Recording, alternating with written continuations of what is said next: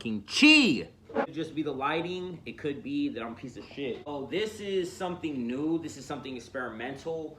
I'm attempting to do kind of like documentary style, self-shot documentary style. That's why I'm sitting on this stool. For some reason in my mind, I was picturing it of like me sitting on a stool and like somebody asking me questions, but there isn't anyone to ask me questions, so I'm just gonna talk as if I'm being asked questions. I dropped out of high school to be a rapper.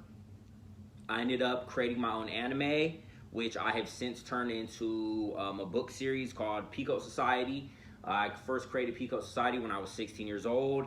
It's been a very long journey, a very long quest of different shit that I've done. I mean, I fucking dropped out, became a hikikomori, spent many years doing research into mythology and folklore, literature, the evolution of fiction, cinema and film. I fucking taught myself kung fu, bunch of different shit. I'm a fucking stoner, you know what I'm saying? So smoked a lot of weed adventures, a lot of different adventures of fucking using shrooms, doing psychedelic mushrooms, just a lot of different shit that I've done over the years since the beginning of my quest to becoming a main character of my own universe. Without further ado, this is the Story of Raf.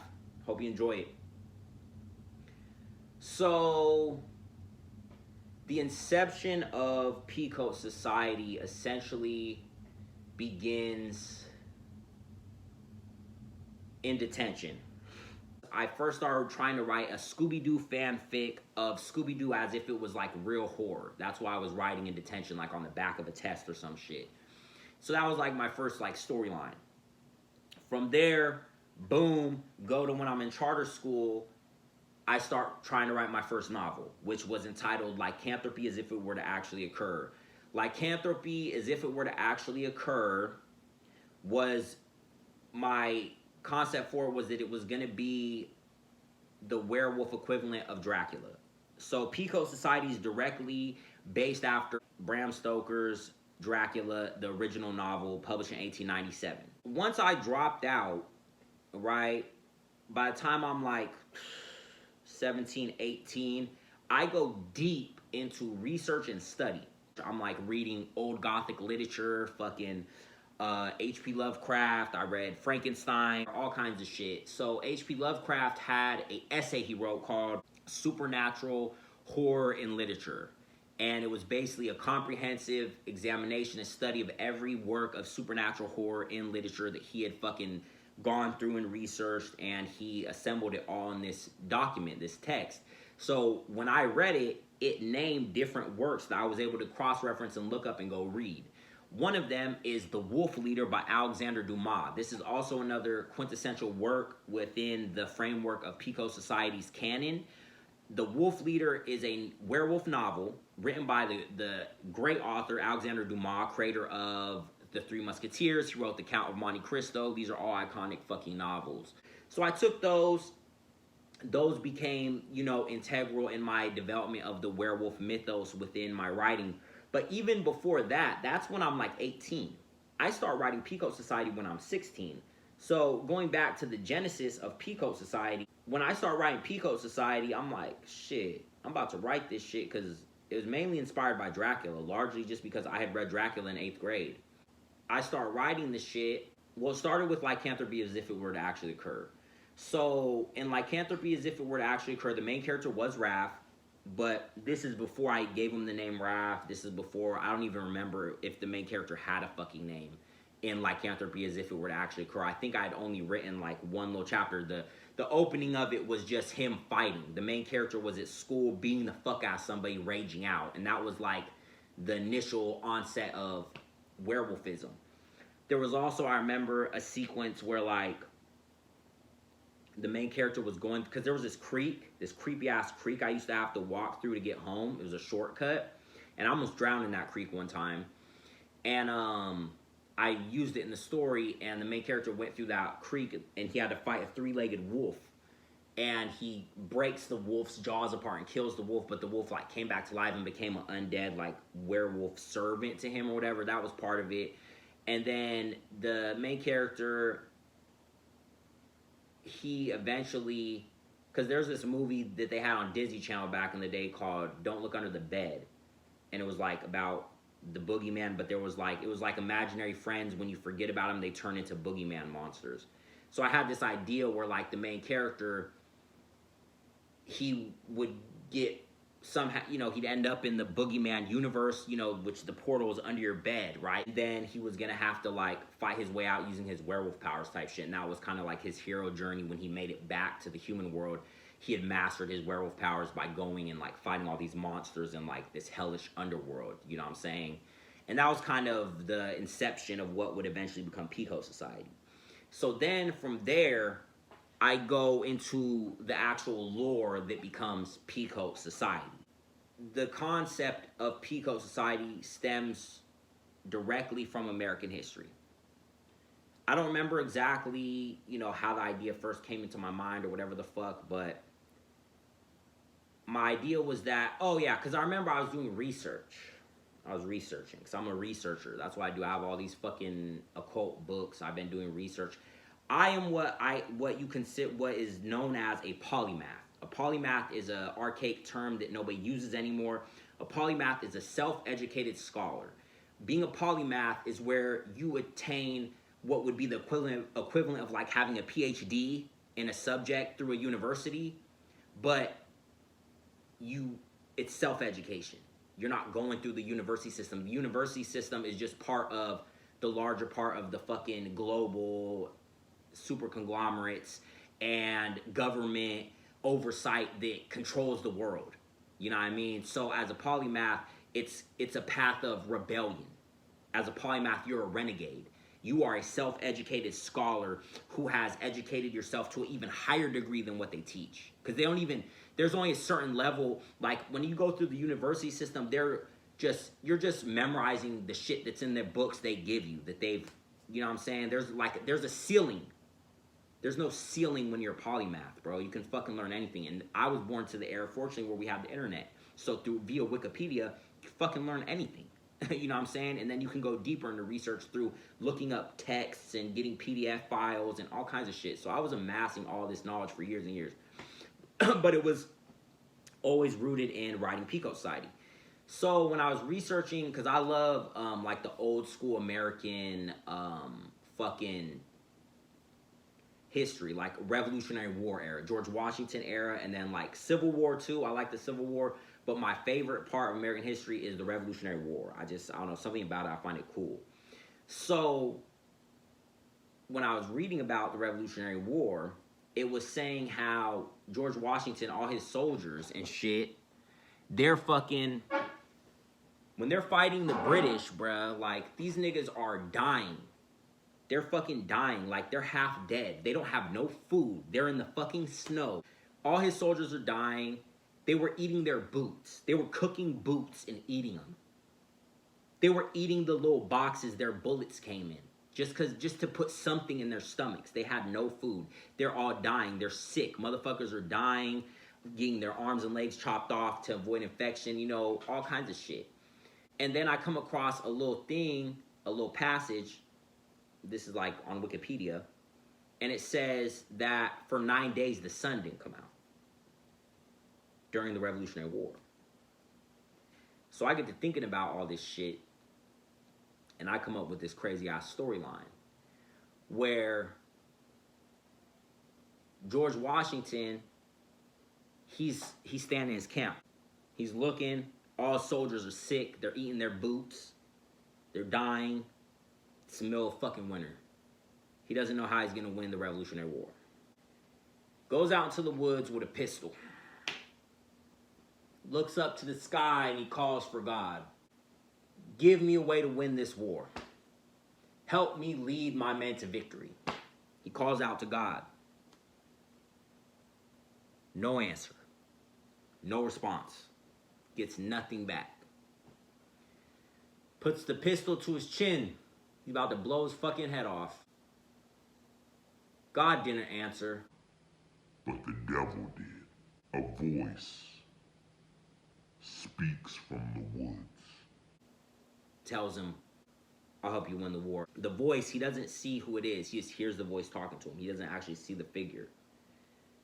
The figure, the specter that has appeared to him tells him, Stay out here in the woods until you're so fucking cold you can't take it anymore, and then go back to your camp. So George Washington does as instructed. He stays there standing in the freezing cold until the snow has covered his shoulders and he can't take it anymore. Walks back to his camp. Comes back to his camp. His entire fucking platoon, all his fucking soldiers have been slaughtered. There's blood everywhere. They're all fucking dead. Throats ripped out. The voice belonged to Dracula. Dracula goes through the camp, kills all his soldiers. They come back as vampires. So this is where the 9 days, the sun didn't come out. It was after Dracula turned George Washington's soldiers into vampires. When George Washington crosses the Delaware, he's crossing the Delaware, and he's like on the boat by himself. There might have been 1 or 2 motherfuckers on the boat with him. He's by himself. And the British sees him coming across the river. They're like, what the fuck is this crazy motherfucker doing? All his soldiers start rising up out of the water, out of the Delaware River, as vampires. That does go against vampire lore, because supposedly vampires can't cross water, but I thought it would look cool. That was what I was thinking. They come up out of the water, and then for like 9 days, they're just massacring the British, killing the British, and then that was the reason why they were able to win the Revolutionary Wars, because Dracula turned all the soldiers into vampires. But then, after this, the initial creation of the American government is under the tyranny of vampires, because Dracula is in the shadows pulling the strings. When you make a deal with the devil puts a leash around your neck and you gotta do whatever the devil tells you to do. So from George Washington to Abraham Lincoln, the first 15 presidents, Dracula is in the shadows controlling the beginning and evolution of American society. Peacoat Society is formed during the Civil War by Abraham Lincoln and Frederick Douglass under the name of Augustus Van Helsing. The reason why I thought of peacoats, my grandpa was in the Navy, I always thought peacoats look cool, and you put wooden stakes in the peacoat.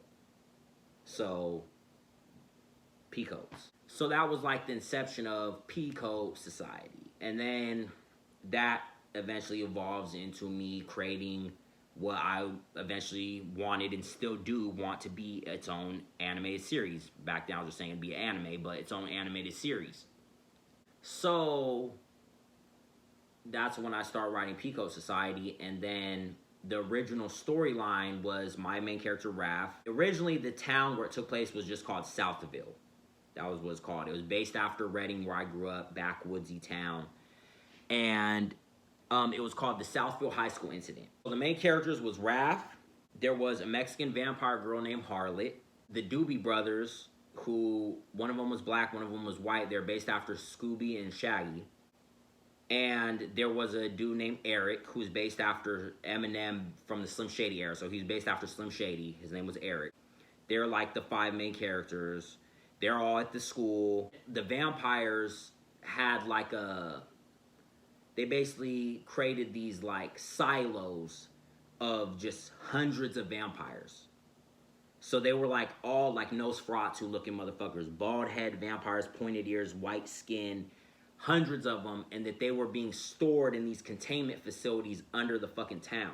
I didn't really have like an explanation of why or where they came from. It was just, that was the concept. And it was a mass sacrifice ritual where the quote-unquote century vampires, which the century vampires were vampires that have been around for centuries. They were led by Mina Harker, who, if you're familiar with Dracula, the story of Dracula, Mina Harker is Jonathan Harker's fiance. Jonathan Harker goes to Transylvania to go, he was like a real estate broker or something, to go to Dracula's castle. Dracula sees the picture of Mina and decides to go steal Jonathan Harker's bitch. He leaves Jonathan Harker in his dungeon getting drained by 3 beautiful vampire siren bitches. And then Jonathan Harker leaves and goes back, and then Mina Harker has been bitten by Dracula. He's coming into her room at night, drinking her blood. Maybe that's not all he was doing. Drinking her blood, and so my concept was that, because at the end of Dracula, they saved Mina Harker. They vanquished Dracula, and then the vampire curse is lifted from her.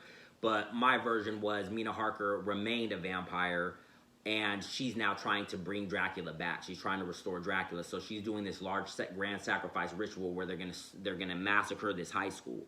So all the vampires, or I guess it was the town. I think it might have been like just the town, not necessarily the high school, but it was focused mainly where the high school's at. Because it was inspired by High School of the Dead. That was like one of my favorite animes my freshman year. Because I had quit watching anime when I quit the LARPer shit, and then I got back into anime freshman year because I was watching Afro Samurai, and then I got into High School of the Dead. So I was still watching anime just on the low, and Wolf's Rain too.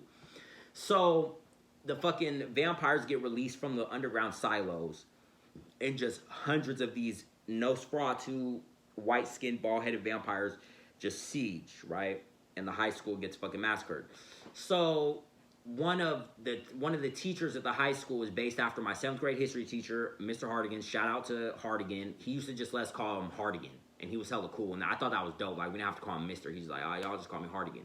So we used to call the nigga Hardigan. And I always planned to write him as a character. Like, from when I created Peacoat Society, I was like, oh, I'm going to base the fucking teacher after Hardigan. He's basically was going to be the Kakashi of Raf and the Rejects. They were called the Rejects. That was like their little team name. So Hardigan is at the school. He's the history teacher, but he's actually there as like a secret operative of the Peacoat Society, as basically like a deterrent against monsters or whatever. And I think it was kind of like a thing where the Peacoat Society knew like something was going to happen. So like he was already there. So when the vampire shit breaks out, Hardigan, he fucking nails a cross over the door of his classroom, and they like go into his classroom, the Rejects, Raf and the Doobie Brothers and Harlot and Eric. And at the time, Harlot, she wasn't called Harlot yet. She was just called Marina. So it was Marina, the Doobie Brothers, Roach and Ziggy, Eric, and Raf. They go into the classroom, and fucking Hardigan gives them each Crux pistols, what are now called Crux pistols. Originally, I forget what I called them. At one point, they were called coffin barrels. Now I call them Crux pistols. Crux pistols are infinite ammo pistols. Basically, how they work, and I've already written this into my book, so it's like I'm risking anyone trying to take my ideas. I've already published all this shit. I have 4 books available on Amazon. So the way the Crux pistol works, because my concept was that if you're gonna have, like, say, okay, so Peacoat Society is a global army of monster destroyers. After they defeated Dracula, they proceeded over the next like 150, 200 years since the Civil War, they proceeded to vanquish all monsters and force monsters into the shadows and pretty much establish peace within normal society. There's still monster attacks here and there, but overall, Peacoat Society basically, because they're like, you know, they're a shadow organization, secret society that's like the shadow government of the whole world. They're basically like the Illuminati. So how would they be able to, you know, shift the tide against monsters if they had infinite ammo? Because if you ever play Resident Evil, having limited ammo is not enough. If you have infinite monsters, you need infinite ammo. So I created infinity ammo guns that were pistols. And the pistol, on the bottom of the handle, there's a ring. A gold ring where you pull the magazine out. There's a ring on the bottom of the gun handle that has occult symbology on it. The pistol holds 12 rounds. Once you empty out the 12 rounds, you have to eject the magazine. There's a shadow replicator round, a 13th round that's in the bottom of the magazine. When you eject it, there's a spring that releases that round, and that round shoots to the top of the magazine. When you reinsert it, the replicator round gets pushed back down to the bottom of the magazine, and as you run the magazine through the gun, the bullets fill up, and you get 12 new rounds. And then you cock back, boom, boom, boom, boom, and you keep going. And originally, the pistols, they had revolver cylinders, so there was 6-round revolver cylinders. You'd have to cock back and do, you know, 2 bursts of 6. But then eventually I just took that out, and they're just like regular pistols. So Hardigan has a bunch of these. He gives each of them these, and like, I don't know if they got Peacoats yet, the Southfield High School incident. So the Southfield High School incident is the first official story of Peacoat Society, Raf and the Rejects. And then after that, I would basically just go to school, smoke with my friends, get high as fuck, come home high as shit, and I would just write stories. I would just write chapters. Just random. And it's like, it was random. When I first started writing, that was like the freedom of when I first started. I hadn't done all this research of literature and made such like this high standard for myself where everything has to be thought out and perfected. I would just write shit random. Like, I would just come up with shit. So it would just be random storylines. I would just think it's cool shit and just, oh, this is fucking cool. And I would just do all these different stories. But I wrote like books and books worth. Like, I wrote so much shit, and a lot of my shit got lost because my flash drive broke that I had all my original shit on. I still have like 15 chapters of the original Peacoat Society. I still have the files on my flash drive. I'm gonna publish them eventually, but I figure I should just wait until people know what Peacoat Society is. It would be cool to publish the original shit later. So I would just write different chapters. The overall premise was Raf and his friends, the Rejects, they get recruited into the Peacoat Society because they were the only survivors of the Southfield High School incident where all the kids got massacred, all teachers got massacred by vampires. They survive. They get recruited into Peacoat Society. They become monster destroyers. They would wear peacoats, and they each had different shit. Like Raf had werewolf powers. Well, he started out with werewolf powers. I'm trying to think because Raf, I went through different variations of like what Raf's powers was, because at one time I was having him do explosive kung fu where he was using chi energy to, like, he'd hit monsters and they'd explode and shit like that. So I had a variation of that. Originally he had the werewolf powers. Roach and Ziggy, who was the black one of the Doobie Brothers. He's based off Scooby-Doo. Because me and my friends, we had like this legendary conversation where we were talking about the truth of Scooby-Doo. So like Fred and Daphne, they're going off to hook up. Velma is a lesbian, and then Scooby-Doo is a racist character of a black person. That's why he's like dark brown colored, and he goes ruh-roh, da-da-da, and then Shaggy, of course, is a stoner. So I based Ziggy and Roach after them. Roach is Shaggy, Ziggy is Scooby, but instead of, Ziggy wasn't a dog, he had werewolf powers, and he could turn into a werewolf. So the lycanthropy, as if it were to actually occur storyline, I kind of put that on the Doobie Brothers. And then Roach, he was called the Reefer Madman. He would go like insane. So he was kind of like a Mr. Hyde. Like he would turn into like insane. You know what I mean? And they had like a storyline where they were vigilantes. And also I had a storyline called Munchies Until You're Dead, where they got cursed with like it was based after Candyman, the movie Candyman, Bliss in Paradise, Tony Todd, where they got cursed with the munchies until they're dead. So it was like they would always be hungry no matter how much they ate. So that was the explanation why Scooby and Shaggy are always eating all the time. And then at one point they had a girl named Bridget White Rash who was Roach's girlfriend, because Shaggy had a girlfriend in the Reluctant Werewolf movie. And she had a dog called Butcher who was a man dog, and he would be a dog and then he would turn into a man dog where he'd stand up on two legs. And he'd put on a pair of blue jeans. He would grab, because Bridget White Rash, her name comes from white trash. She was a white girl from Trailer Park. They live in Trailer Park. So when Butcher would turn into his man dog form, he would grab a pair of jeans off like a clothesline, put the jeans on, and then he'd take his collar off and use it as a belt. And then like he had a peacoat too. And he'd like go to bars and hook up with like human women. Like that was the concept of Butcher. So that was kind of an extension of the Doobie Brothers once I added like Bridget White Rash and shit at one point. Eric was based after Slim Shady, so his power was drugs. He would use drugs to increase his power. So like if he's fighting, he's getting beat up, he'd like take a line of coke, he'd get a little stronger. If he took acid, he would go totally insane and he'd be even more powerful. His shit was all based after drugs. His weapon was a Louisville Slugger, which was based after Eazy-E's song, Louisville Slugger. He had a boombox, Master Blaster boombox that was haunted. And no matter how much he got beat up, he'd never drop the boombox. So, like, he'd be fighting with the bat, and they'd be like, drop the fucking boombox. He would never let it go. He also was a speedster. He developed super speed. His use of drugs, and Eric is featured in my first novel, Hard Boiled. My books that I've written, they incorporate characters from Peacoat Society, but none of them have been really the original concept of Peacoat Society, because by the time I started publishing, which was only 4 years ago in 2021, I've already been writing over 10 years. So I'd rewritten the original ideas over so many times. When I started writing actual books to publish, I did new ideas, totally new concepts, but I would use some of the lore from Peacoat Society.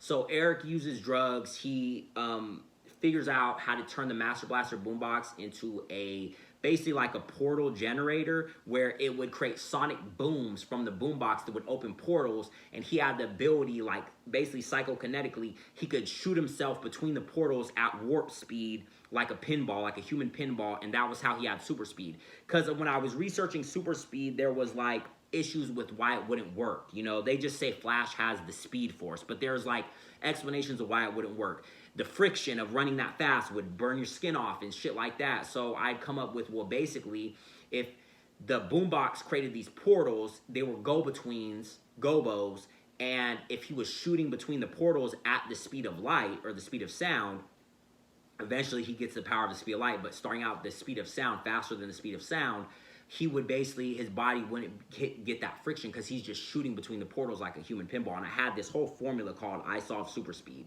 where that's what his powers came from. So he was a speedster. Eventually he got an ability where, because they all get god forms, eventually their powers had to get stronger to fight the more powerful monsters, so they'd get god forms, release forms, pretty much like Ichigo's Boss the Lorde or Naruto's Nine Tails, Six Tails release and shit like that.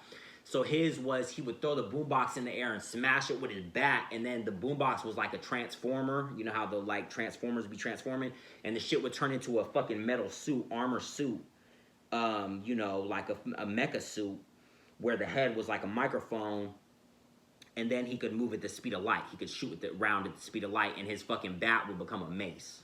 It would turn into a mace.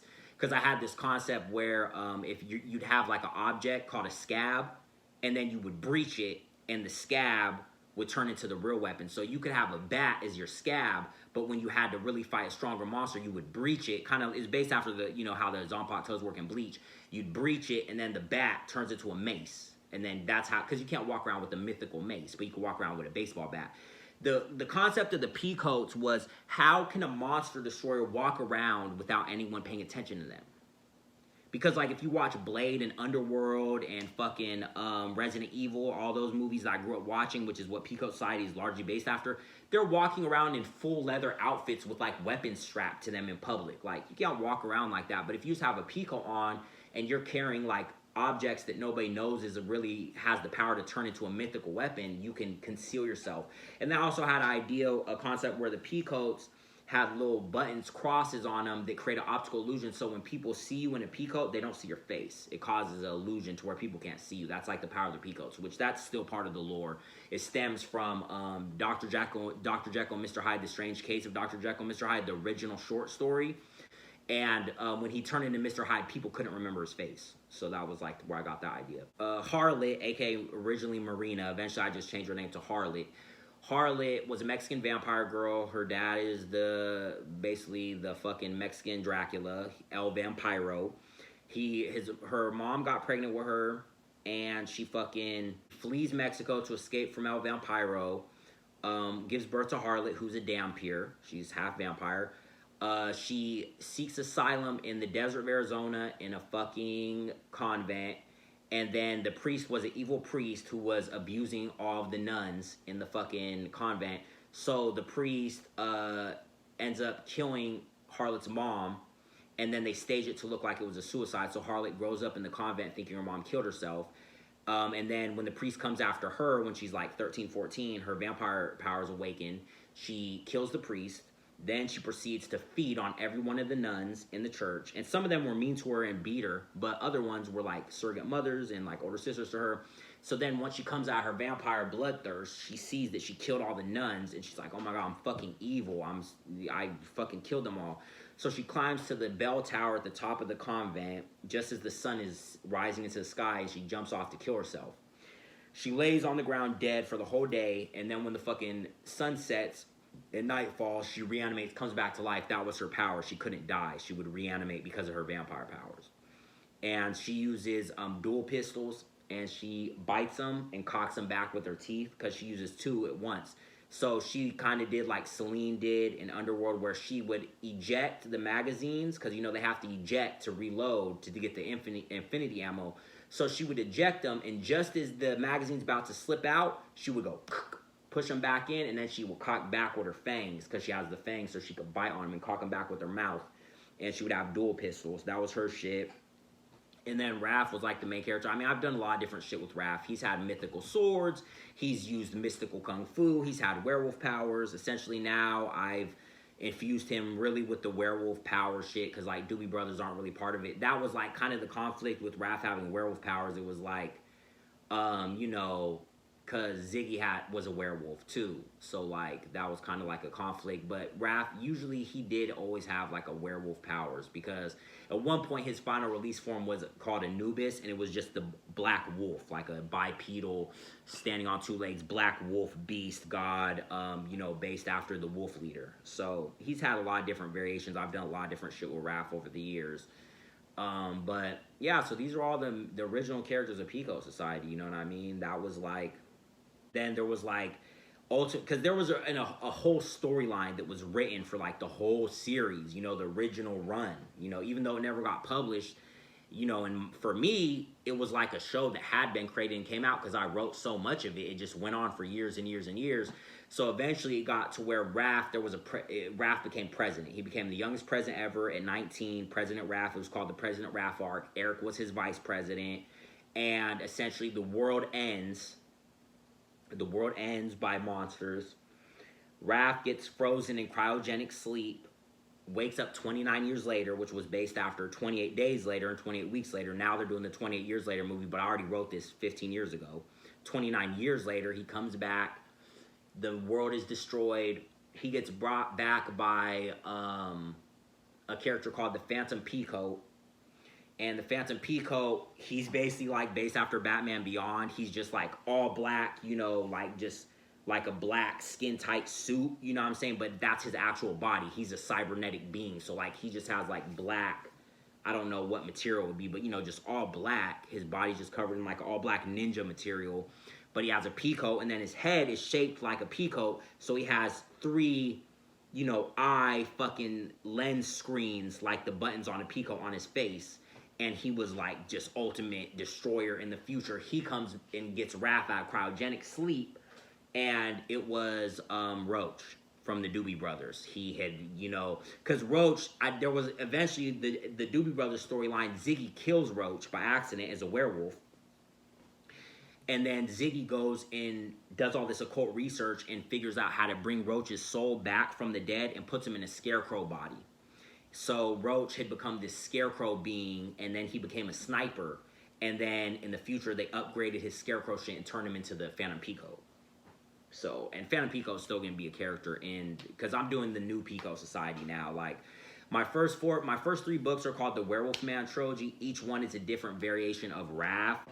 So that's essentially the story of Raf condensed. I mean, there's so much that I've written over the years. There's so much to discuss and talk about. But I did want to try to get this off the ground and just see if I can get any viewership or any kind of audience just based on like these descriptions of like the old Peacoat Society shit, because I have books out there you can read right now, and then I have shit coming out, and I'm just really trying to build the audience, because on the channel I can get views on shorts, I can take clips from podcasts and shit and get views, but it's like that's not transitioning over to like people actually viewing my content or like, finding my books, which ultimately the only reason I do a YouTube channel because I do like having the platform to be able to talk about different shit. But ultimately, the YouTube channel, it's called Total Shock Fiction because I'm trying to get people to discover the books so I can get the books off the ground, because I want to go into TV, film, and animation. Like, there's so many different stories I can do, movie one-offs of, TV show one-off of, and then more books, and then eventually just like all animated, like full universe, like, you know what I'm saying? So, like, comment, and subscribe. Feel free to, check out other shit I have on the channel. Feel free to join the Hotep Initiative. Check out Free Minds Podcast. Check out the Village Cam episodes that I've done. Just everything on the channel. And until next time, as always, remain a free mind or die not, motherfucker. Total Shock Entertainment.